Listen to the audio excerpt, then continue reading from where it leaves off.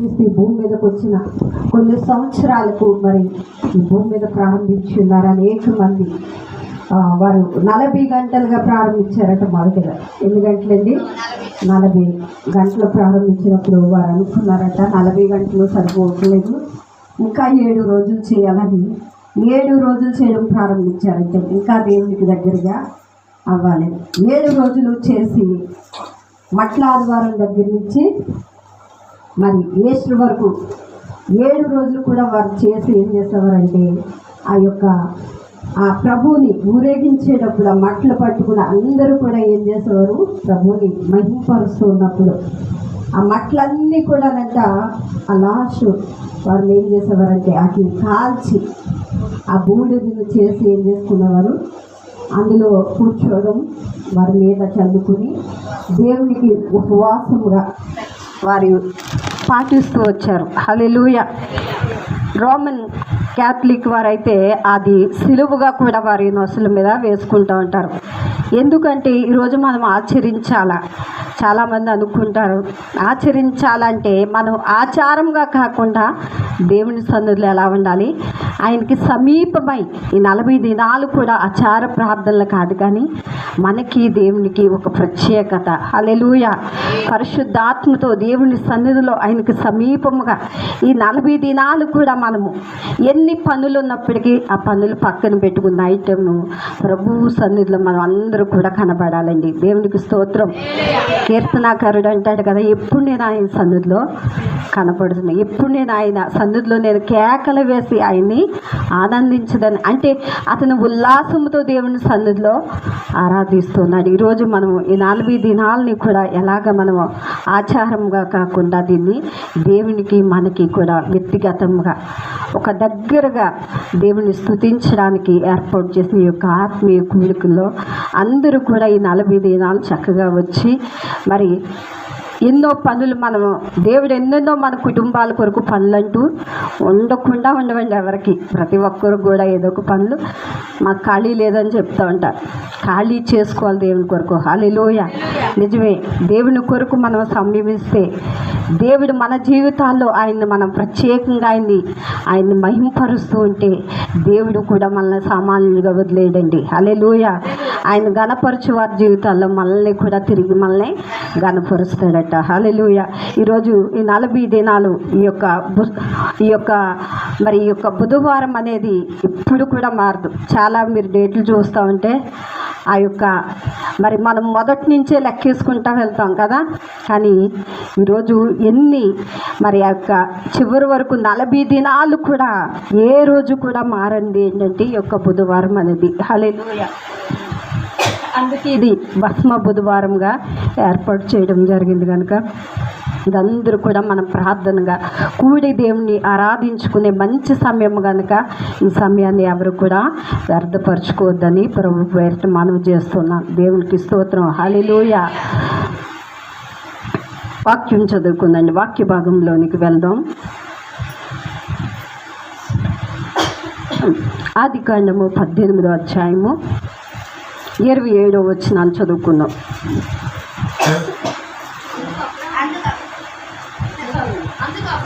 అందుకు అబ్రహాము, ఇదిగో ధూళియు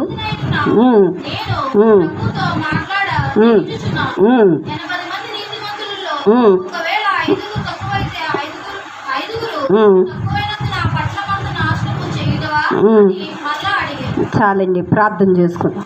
మహాపరిశుద్ధుడు మహోగ్గనుడా, స్తోత్రములు తండ్రి, ఆశ్చర్యకరుడా, నీకు వందనాలు ప్రభువా. పరిశుద్ధాత్మదేవా, నేను ధూళి వంటి వాడును, గోడెను వంటి వాడును. హల్లెలూయా.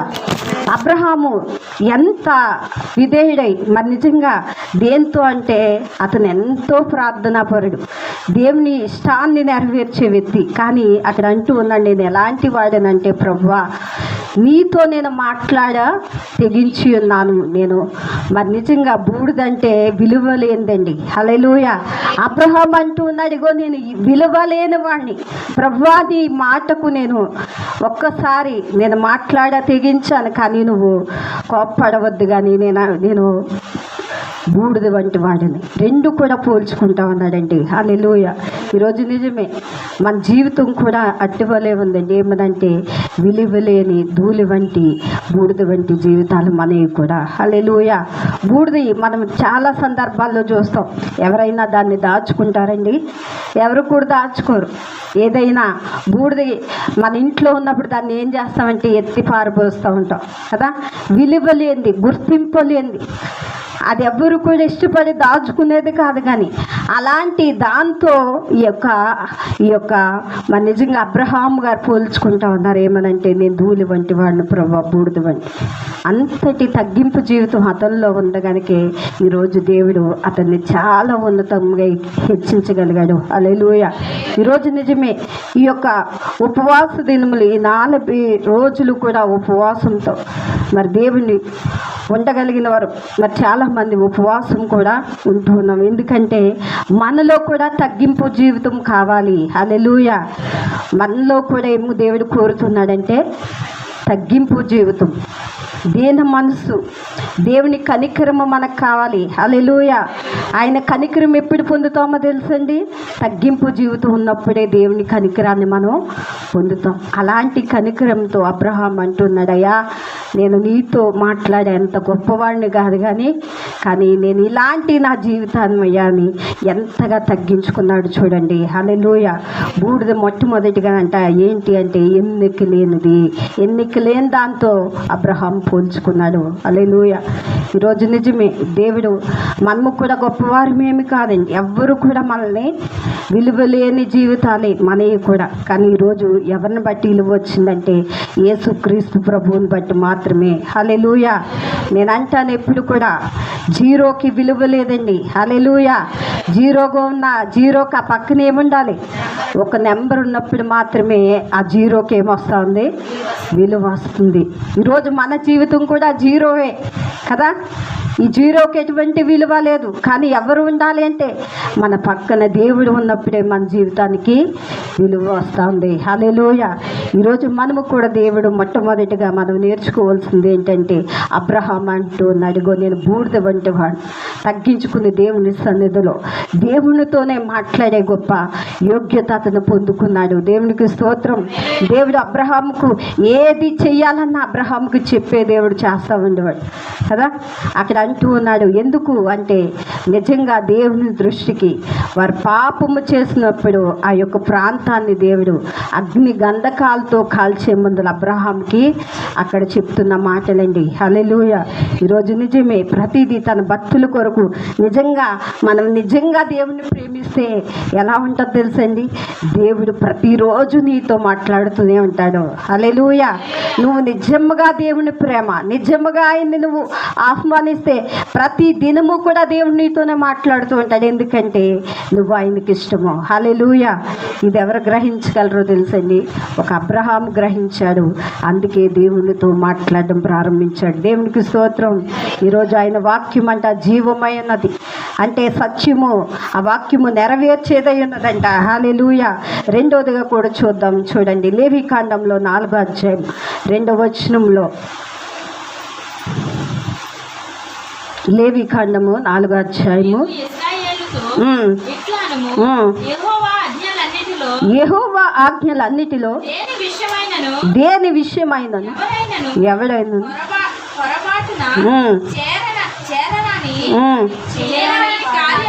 చెయ్యరాని కార్యములు చేసిన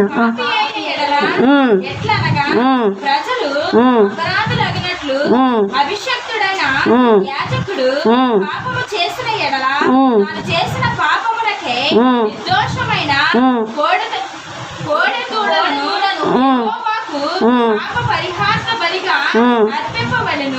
అతడు ప్రత్యక్షపు గుడారము యొక్క ద్వారమునకు యెహోవా సన్నిధిని ఆ కోడెలను తీసుకుని వచ్చి కోడె తల మీద చేయి ఉంచి యెహోవా సన్నిధిని కోడెను వధింపవలెను. అభిషక్తుడైన యాజకుడు ఆ కోడె దూడ రక్తములో కొంచెము తీసి ప్రత్యక్షపు గుడారమునకు దానిని తేవలెను. హల్లెలూయా. చూసారా, పాప పరిహార్థ బలి. నిజమే, ఈ బలి ఎవరైతే తప్పు చేశారో వారి కొరకు ఇక్కడ మరి ఆ రక్తాన్ని చిందించి దేవునికి సమర్పిస్తూ ఉన్నారు. హల్లెలూయా. ఈరోజు నిజమే ఈరోజు మనం ఎన్ని కోళ్ళు కోసినా మన యొక్క పాపములు ఎవ్వరూ తీయలేరండి. హల్లెలూయా. ఎన్ని పుట్టేళ్ళు ఈ లోకంలో మనం నరికినప్పటికీ కూడా ఆ రక్తము మన పాపము కడగదు. కానీ ఆ యొక్క పాత నిబంధన అంతా మనం చదువుతూ ఉంటే పాప పరిహార్థ బలుల కొరకు ఎక్కువ ఉంటుంది. ఎందుకంటే మనం చేసే ప్రతి దానికి కూడా పాపానికి జంతువులను ఖండిస్తూ ఉండేవారు. హల్లెలూయా. అంటే ఆ దినాల్లో దేవునికి రక్తం అనేది చాలా శ్రేష్టమైంది, రక్తం అనేది విలువైంది. అందుకే ప్రతీది కూడా వారు బలి అర్పిస్తూ వచ్చారు. ఎందుకంటే రక్త ప్రోక్షణ లేనిదే పాప క్షమాపణ లేదు. అందుకే రక్తాన్ని వారు ఏం చేస్తూ ఉండేవారు, చిందిస్తూ ఉండేవారట. అది మళ్ళీ బలిపీఠం మీద పెట్టి దేవునికి దహన బలులుగా అర్పిస్తూ వచ్చారు. ఎందుకంటే ఈరోజు అలాంటి బలులు మనం చెల్లించిన అవసరం లేదండి. హల్లెలూయా. పాత నిబంధనలో వారందరూ కూడా ఎందుకంటే వారు చేసిన ఆ పాపములకు ప్రాయశ్చిత్తముగా బలులు చెల్లిస్తూ ఉండేవారు. ఈరోజు నిజంగా ఆ బలులు అర్పించాలి అంటే మన తరము కాదు. హల్లెలూయా. మనం ఎన్నో ఉదయం లెగిస్తే సాయంత్రం వరకు ఎంతగానో మాట్లాడుతూ ఉంటాం. మన మాటలలో దోషం ఉంటుంది. హల్లెలూయా. మన చేతలలో పాపం ఉంటుంది, మన తలంపుల్లో మన పాపం ఉంటుంది. హల్లెలూయా. కానీ ఇవన్నీ కూడా దేవునికి విరుద్ధమైన. కానీ ఈరోజు మనం అందరూ కూడా అన్ని బలులు చెల్లించాలి అంటే మన యొక్క జీవిత కాలము సరిపోదు. హల్లెలూయా. అందుకే బలిపీఠం మీద వారు అర్పించే అర్పణలు ఎవరు స్వీకరించేవారంటే జీవము కలిగిన దేవుడు వాటిని ఇష్టపడుతూ వచ్చారు. హల్లెలూయా. ఇవన్నీ కూడా బలులు చేస్తూనే ఉన్నారు. ఎందుకంటే ఈరోజు నిజంగా అక్కడ రెండోది కూడా ఏం చేస్తూ ఉన్నారంటే వారు బలులు అర్పించి దేవునికి ఇష్టంగా ఒక పాపాన్ని ఖండించాలి అంటే బలి ఖచ్చితంగా అర్పించాలి. చూడండి, మూడోది కూడా ఎస్తేరు గ్రంథంలో 4వ అధ్యాయము 13వ వచనం కూడా చదవండి.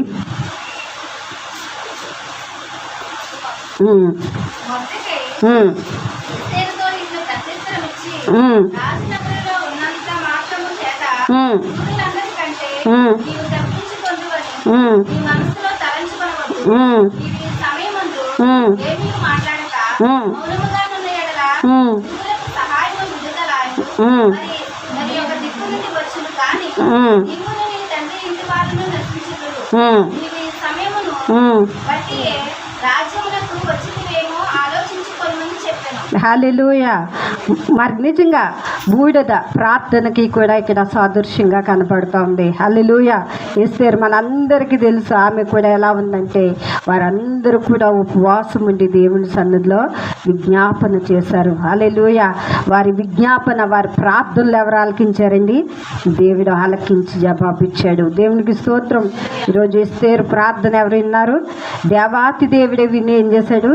అక్కడ ఎంతటి ఉన్నతమైన స్థలానికి వెళ్ళినప్పటికీ ఆమెకి ఇచ్చిన అధికారాన్ని బట్టి గర్వించొద్దు, కానీ నువ్వు ఇచ్చిన ఆ సమయాన్ని ఏం చేయ నువ్వు వినియోగించని అతని యొక్క మరి నిజంగా ముందుకు చెప్తా ఉన్నాడు. ఈరోజు నిజమే, దేవుడు మనకి ఇచ్చిన ఏ స్థానమైనప్పుడు కూడా అది మనము ఒక గొప్పగానే ఎంచుకోవాలండి. హల్లెలూయా. దేవుడు ఈరోజు నిజంగా ఎస్తేరుకి ఇచ్చిన ఆ యొక్క అవకాశాన్ని బట్టి ఆమె ఏం చేసుకుందో తెలుసా? ఆమె ఇచ్చిన అధికారాన్ని ఉపయోగించలేదు, కానీ మొట్టమొదటిగా ఎక్కడికి లోబడిందంటే దేవుని సన్నిధిలోకి లోబడింది. హల్లెలూయా. రాజు ఎదుటికి వెళ్ళేటప్పుడు ఆ తన చెలికత్తులతో ప్రార్థన ద్వారా ఆమె ఎదుర్కొంది. ఎందుకంటే ప్రతి శోధనని ప్రార్థన ద్వారా విజయాన్ని అక్కడ ఆమె చూడగలిగింది. ఏంటి కారణం అంటే ఆ బూడిదకు ఆమె ఏం చేసిందంటే ఆ యొక్క బూడిదకు ప్రతిగా ప్రార్థన చేయడం ప్రారంభించింది. హల్లెలూయా. ఆ దినాల్లో ఏం చేసేవారో తెలుసండి? పాత నిబంధన కాలంలో వారు బట్టలు చింపుకునేవారు, గోనె బట్ట ధరించుకునేవారు. ఎందుకంటే గోనె బట్ట గొరుకైనది. అది చూడండి, మీరు కొంతసేపు మీ ఒంటి మీద ఎట్టుకుంటే అది అస్సలు మీరు మామూలుగా ఉండదు కదా. అలాంటి అంటే దేవునికి వారి వారి శరీరంలో ఎలాగంటే నలకొట్టుకునేవారు. అంటే దేవుని సన్నిధిలో ఎంత దీన మనసు వారు కలిగి దేవుని ఆరాధించేవారో చూడండి. హల్లెలూయా. కానీ దేవుడి కాలానికి రాబోకి ఆ పాతివన్నీ కూడా మనం పాటించట్లేదు. ఆశించట్లేదు, కానీ చక్కగా దేవుడు మనకి ఎంత స్వేచ్ఛగా దేవుని ఆరాధించడానికి దేవుడు ఇచ్చాడంటే, ఈరోజు విరిగి నలిగిన హృదయమే నిజమైన బలి. ఈరోజు నువ్వు బలి అక్కర్లేదు, విరిగి నలిగిన హృదయంతో నువ్వు ప్రార్థన చేస్తే దేవుడిని సమీపమై ఆ ప్రార్థన ఏం చేస్తా ఉన్నాడు, అంగీకరిస్తూ ఉన్నాడు. హల్లెలూయా. ఈరోజు నిజంగా దేవుడు నీ నుండి బలులు ఆయన స్వీకరించట్లేదు, కానీ ఏం కోరుతా ఉన్నాడంటే నీ హృదయంతరంగంలోంచి వచ్చే ఆ ప్రార్థన ఆయన స్వీకరించడానికి ఇష్టపడుతూ ఉన్నాడు. హల్లెలూయా. ఎస్తేరు ప్రార్థన ద్వారా ఏం పొందిందంటే ఆమె విడుదల పొందింది. అక్కడ ఉపవాసం ఉండి దేవుని సన్నిధిలో విజ్ఞాపన చేసినప్పుడు దేవుని కార్యాన్ని ఆమె చూడగలిగింది. హల్లెలూయా, హల్లెలూయా. చూడండి 4వది కూడా బూడిద కంట నిరీక్షను చూడండి. విలాప వాక్యాలు కూడా 3వ అధ్యాయము 29 చదువుకుందాం. బూడిదకు నిరీక్షణ కలుగునంట. చూడండి విలాప వాక్యాలు 3వ అధ్యాయం 29 వచనం. నిరీక్షణ దారము కలుగునేమోనని అతడు బూడిదలో మూతి పెట్టుకొనవలెను. అతడు తన్ను కొట్టిన వాని తట్టు తన చెంపను తిప్పవలెను. అతడు నిందతో నింపబడవలెను. ప్రభు సర్వకాలము విడనాడడు. ఆయన బాధ పెట్టెను. తన కృప సమృద్ధిని బట్టి జాలిపడును. చాలండి. హల్లెలూయా. ఎలా కూర్చున్నాడంటే నేను బూడిదలోనంట తన యొక్క మూతు. నిజంగా వారు కూడా ఎంతగా దేవుని సన్నిధిలో విజ్ఞాపన చేశారో చూడండి. హల్లెలూయా. కానీ ఆ బూడిద ఒక నిరీక్షణకు వారికి గుర్తుగా ఉంది. హల్లెలూయా. ఈరోజు నిజమే వారు ఎలాగ గుర్తించారంటే దేవుని సన్నిధిలో ఆ బూడిదలో కూర్చుని దేవుని వైపు వారు చూస్తూ ఉన్నారు. యోబు కూడా మనకు తెలుసు అంటాడు, ఇగో యోబు కూడా చక్కటి మాట అంటాడు, ఇగో ఆయన కూడా బూడిదలో కూర్చుని సర్వము కోల్పోయినప్పటికీ అంటాడు, ఇగో సర్వము నువ్వు ఇచ్చావు ప్రభువా, నువ్వు తీసుకున్నావు. కానీ దేవుణ్ణి మాత్రం అతను విడిచిపెట్టలేదు. బూడిద పోసుకుని దేవుణ్ణి స్తుతిస్తూ ఉన్నాడట. హల్లెలూయా. యోబు భక్తుడు కూడా చాలా నీతిమంతుడిగా ఆయన జీవించాడండి. లోకంలో ఉన్నంతసేపు కూడా మనం అంటాం అన్నీ ఇస్తేనే దేవుడని. ఈరోజు అన్నీ ఇస్తేనే కాదు, ఏమి లేకపోయినా దేవుని స్తుతించాలి. హల్లెలూయా. అది ఎవరికి ఉన్నదంటే యోబుకు మాత్రం ఉంది. ఈరోజు అందుకే దేవుడు అంటున్నాడు, యోబు వంటి నీతిపరుడు భూమి మీద ఒక్కడను. ఈరోజు దేవుడు సాక్ష్యాన్ని, ఈరోజు మన శోధనలు వస్తూ ఉంటే భయం వేస్తూ ఉంటుంది, మన కుటుంబంలో తట్టుకోలేని బాధలు వస్తూ ఉంటే దేవుణ్ణి ఏం చేస్తూ ఉంటామంటే విమర్శిస్తూ ఉంటాం కదా. చాలా సందర్భాల్లో జరుగుతూ ఉంటుంది. కానీ దేవుని సన్నిధిలో మనం చేసే ప్రార్థన అది వ్యర్థంగా పోయేది కాదండి. హల్లెలూయా. మనుషులు నమ్ముకుంటే అంట యెహోవాని ఆశ్రయించుడా మేలు. కొన్ని సందర్భాల్లో మనుషులను ఆశ్రయిస్తాం, కానీ ఏ లాభము పొందలేము. దేవుని సన్నిధిలో మనం ఆశ్రయిస్తే దేవుడు ఖచ్చితంగా దేవుడు గొప్ప కార్యాలు అయినా చేయబోతున్నాడు. ఇక్కడ వీరికి ఏం కలుగుతుందంటే నిరీక్షణ అనేది కలుగుతూ ఉందంట. హల్లెలూయా. నిరీక్షణతో చూడండి. అదే యోబు గ్రంథం 4వ అధ్యాయం 6వ వచనం చదవండి. చక్కటి మాట అక్కడ రాయబడి ఉంది. నీ భక్తి నీకు ధైర్యము పుట్టింపదా. చాలండి. హల్లెలూయా. ఈరోజు నువ్వు శ్రమ వచ్చింది, ఏమి కలగాలండి? మనలో ఉన్న భక్తి మనకి నిరీక్షణ కలగచేయాలి. నిరీక్షణ అనగా నాకు దేవుడు ఉన్నాడు. హల్లెలూయా. దేవుడికి శోధన నుంచి తప్పించగలగడు. ఆయనకి అసాధ్యం అంటే ఏది లోకంలో లేదు. మనం ఎప్పుడైతే నిరీక్షణ కలిగి ఉంటామో ఆ కార్యం దేవుడు చేస్తాడు ఖచ్చితంగా. హల్లెలూయా.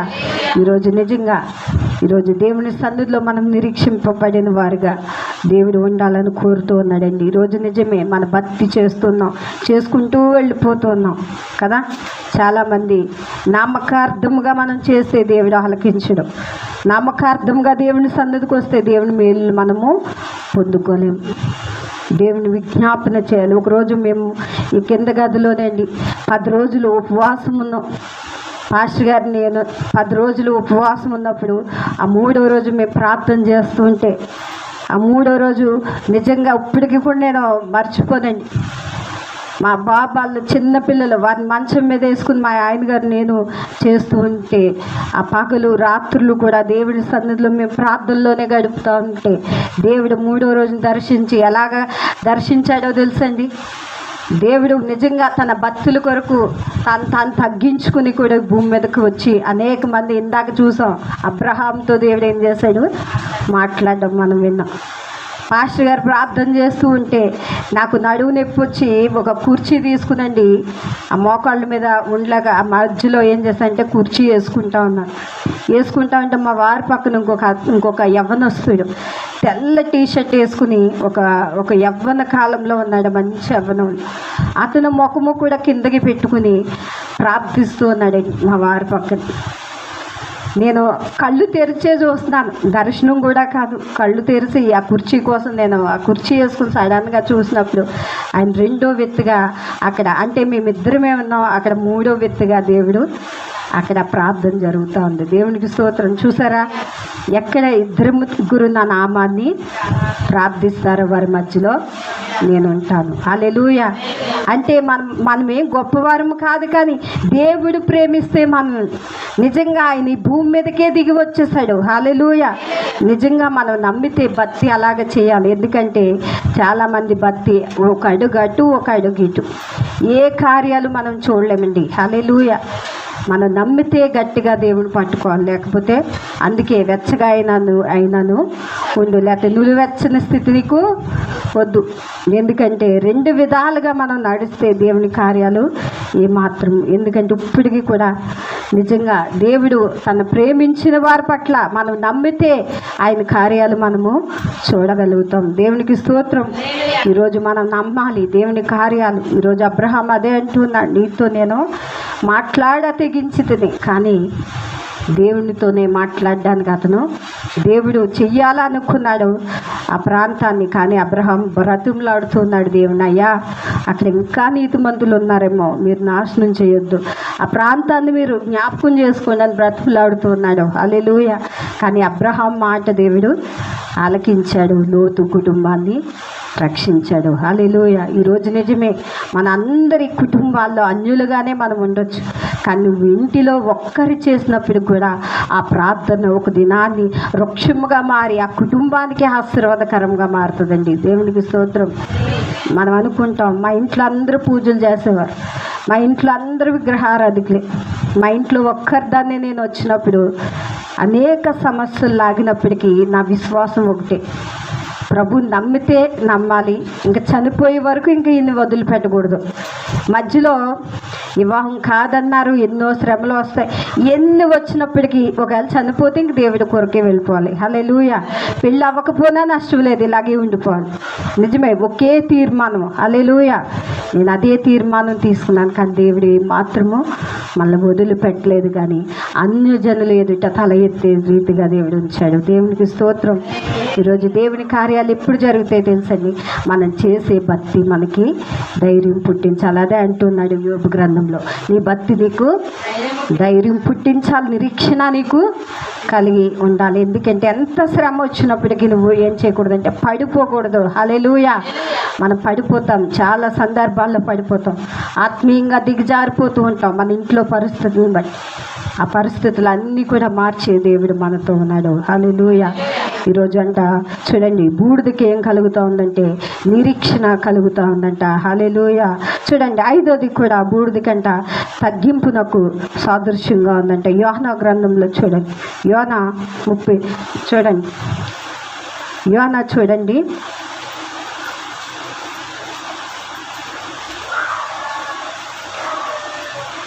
చూడండి, యోబు చూడండి, యోబు 2:8 చదువురు ఒకసారి.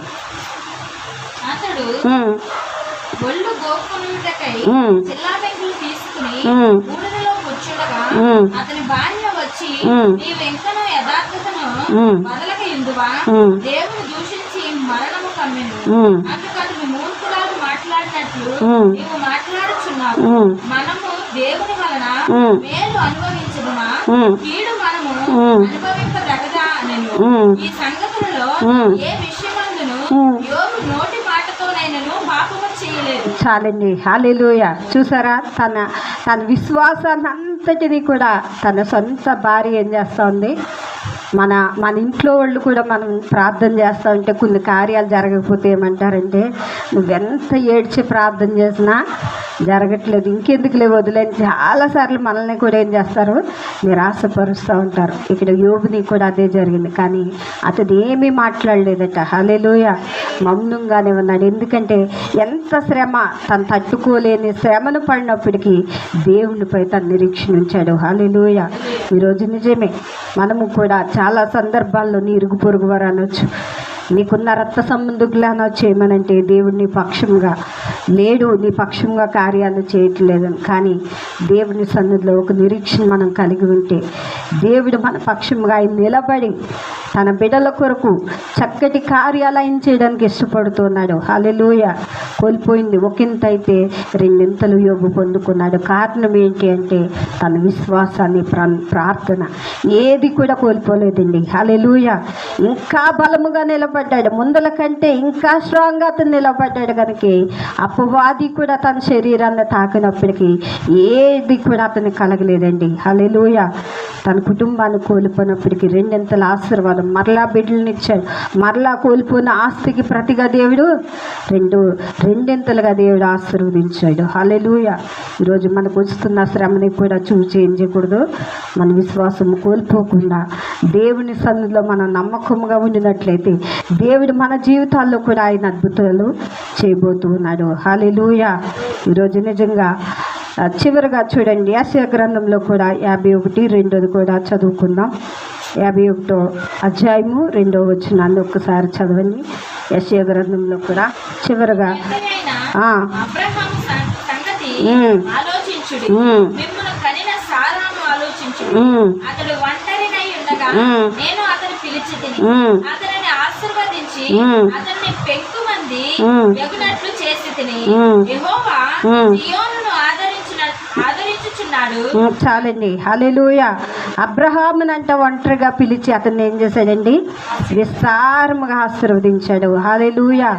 అనేక జనానికి తండ్రిగా, అనేక మంది విశ్వాసులకి తండ్రిగా అతన్ని ఏం చేశాడు. ఏంటి అతనిలో ఉన్న విశ్వాసం అంటే తగ్గింపును బట్టి మాత్రమే అంత ఆశీర్వదించబడ్డాడు. దేవునికి స్తోత్రం. ఈరోజు మన కుటుంబాల్లో కూడా ఏ కార్యములు అయితే ఆగిపోయినాయో, ఏ సమస్యలు అయితే మనతో ఇంకా వెంటాడుతూ ఉన్నాయో, దేవుని సన్నిధిలో మనలో ఏదైతే విరోధంగా ఉన్నాయో అవన్నీ కూడా మనం ఒప్పుకోవాలండి. హల్లెలూయా. కొన్ని సందర్భాల్లో మనలో ఆ క్రియలు తీసుకోలేనని చూపు దేవుడి కార్యాలు మనం చూడలేము. మనలో ఏదైతే ఉన్నదో దేవుడు అది తీసుకునేంత వరకు మనం ఆ కార్యము చూడలేమండి. హల్లెలూయా. దేవుడి మీద మనం లోపం వేస్తాం, కానీ మనం సరి చేసుకోవడానికి చూడాలి. మొదట మన జీవితాలు దేవుని సన్నిధిలో మన పాపములు ఒప్పుకోవాలి. మన తలంపులు, ప్రభువా నీకు విరోధంగా ఏదైతే నేను చేశానో అది నాకు జ్ఞాపకం చేయ ప్రభువా అని మనం దేవుని సన్నిధిలో అడిగినప్పుడు ఖచ్చితంగా మనం ఎందులో ఉన్నాం దేవుడు బయలుపరుస్తాడండి. హల్లెలూయా. ఎందుకంటే మనం తప్పు చేసిన వారంట దేవుని సన్నిధిలో ఒప్పుకుని దాన్ని విడిచిపెట్టిన వారే ధన్యులట. హల్లెలూయా. ఈరోజు నిజమే, కప్పుకునేవారుగా మనం ఉండకూడదు. నేను తప్పు చేయలేదు ప్రభువా, నేను నీతిమంతుడిగా ఉన్నాను, నీ సన్నిధిలో యథార్థంగా ప్రార్థిస్తున్నాను. చాలాసార్లు ఏం చేస్తూ ఉంటాం, చాలా ఆ కుటుంబంలో మనకి దేవుని ఎదుట మనం ఒప్పుకోం, కానీ చాలా కప్పుకుని ప్రార్థిస్తూ ఉంటాం. ఈరోజు నిజంగా కప్పుకునేవారుగా కాక వాటిని విడిచిపెట్టాలి. ఒప్పుకుని దేవుని సన్నిధిలో ఏం చేయాలి, నాలో ఇంకా ఇది ఉండిపోయింది ప్రభు, అది నేను తీసేసుకుంటాను ప్రభు, నన్ను ఇంకా నిలబెట్టాను ప్రార్థన చేస్తే దేవుడు ఖచ్చితంగా కార్యం చేస్తాడండి. హల్లెలూయా. ఈరోజు నిజమే, దేవుని శక్తి మనం అనుభవించాలి అంటే మన జీవితాల్లో ఏదైతే విరోధంగా ఉన్నాయో ప్రతివి మనం గ్రహించి అవి వదిలిపెట్టినప్పుడు, అబ్రహాము అవన్నీ కూడా వదిలిపెట్టాడు, దేవుడికి ఇష్టానుసారంగా జీవించాడు కనుక అంత ఆశీర్వాదం అతను పొందగలిగాడు. ఈరోజు మన కుటుంబాల్లో కూడా ఒకవేళ నువ్వు ఒక్కరే రావచ్చు కుటుంబంలో, ఆ కుటుంబాన్ని అంతటినీ దేవుడు రక్షిస్తాడు. హల్లెలూయా. అది ఎవరిని బట్టో తెలుసండి, దేవుడి కనికరాన్ని నీపై ఉంది కనుక నిన్ను బట్టి ఆ కుటుంబాన్ని రక్షిస్తాడు. ఈరోజు నిజమే, అబ్రహామును బట్టి లోతుని ఏం చేశాడో తన కుటుంబాన్ని రక్షించాడు. ఆ దుష్టుల మధ్యలోంచి వారిని ఏం చేశాడు, తీసుకుని వచ్చాడు. ఈరోజు మనం అనుకుంటా నా భర్త మారలేదు, నా పిల్లల మారలేదు, మీరందరూ వ్యతిరేకంగానే ఉన్నారు, కానీ దేవుడు వారందరినీ కూడా ఒకరోజు నీకు అనుకూలంగా దేవుడు మారుస్తాడు. ఎప్పుడంటే నువ్వు దేవుని ఎదుట మొదట సరవు. హల్లెలూయా. ఈరోజు ఒక గంధపు చెట్టు ఉందండి, ఆ చెట్టుని చూచినంత మాత్రాన్ని మనకు సువాసన ఏమీ కలగదు. అది కోసేటప్పుడు, ఆ కోతకు అది భరించినప్పుడు, దాని నుండి ఆ చెక్కలు తీయబడినప్పుడు, అది రుద్దినప్పుడు మాత్రమే ఆ యొక్క సువాసన అనేది బయటకు వస్తూ ఉంటుంది కదా. అది మామూలుగా చూసినంత మాత్రాన, చెట్టు ఉన్నంత మాత్రాన ఆ వాసన మనకు బయటికి రాదు, అది కోసినప్పుడు మాత్రమే. ఈరోజు మన జీవితాల్లో కూడా కొన్ని సరిచేయబడాలి అంటే నువ్వు శ్రమల్లో ఉన్నప్పుడు మాత్రమే నీ జీవితాలను సరిదిద్దుకోగలవు. హల్లెలూయా. నీలో ఉన్న ఆ యొక్క ప్రత్యేకత, నీలో ఉన్న ఆ యొక్క ఎప్పుడు దేవునికంటే నువ్వు ఆ శ్రమల్లో ఉన్నప్పుడు, నిన్ను కూడా అనేక విధాలుగా నలగొడుతూ ఉన్నప్పుడు నువ్వు కూడా ఆయనకు అనుకూలంగా నువ్వు మార్చబడిపోతావు. హల్లెలూయా. మనకు తెలియకుండానే దేవునికి ఇష్టంగా దగ్గర అవుతావు. ఎప్పుడంటే ఈరోజు నిజంగా ఒక గంధపు చెట్టే ఆ కోసినప్పుడు అంత సువాసన అది వెదజల్లుతూ ఉంటే, ఈరోజు మనల్ని కూడా దేవుడు అట్టి విధముగా ఉంచాలని ఆశపడుతున్నాడు. హల్లెలూయా. ఎలాగో తెలుసండి, క్రీస్తుకు సువాసనగా, ఈరోజు క్రీస్తుకు పరిమళ తైలముగా మనము కూడా మంచి సువాసన కలిగే జీవితాలు మనలో ఉండాలని ప్రభు కోరుకుంటూ ఉన్నాడు. హల్లెలూయా. ఈరోజు నిజమే, దేవుడు అబ్రహాము అదే వెతుక్కున్నాడు, దేవునికి ఇష్టమైన జీవితం. ఈరోజు నిజంగా అనేక మంది భక్తులు వారు అర్పించిన అర్పణలు దేవుడు ఈరోజు నిన్ను నన్ను కోరట్లేదు, కానీ ఈరోజు ఎంత శ్రమ వచ్చినప్పటికీ దేవునిలో నువ్వు తగ్గించుకుని దేవునిలో జ్ఞాపన చేసి ఆయన చేయి విడవకుండా నువ్వు ప్రార్థించినట్లయితే దేవుడు నీ పక్షముగా నిలబడండి. ఆయన ఎప్పుడూ సిద్ధపడే ఉన్నాడు. దేవునికి స్తోత్రం. ఈరోజు నిజంగా దేవుని కార్యాలు పొందుకోవాలి. దేవుని యొక్క ఆ యొక్క ఆత్మీయతలోనికి మనం ఇంకా దినదినమో మనం ఎదగాలని ప్రభు ఇష్టపడుతూ ఉన్నాడు కనుక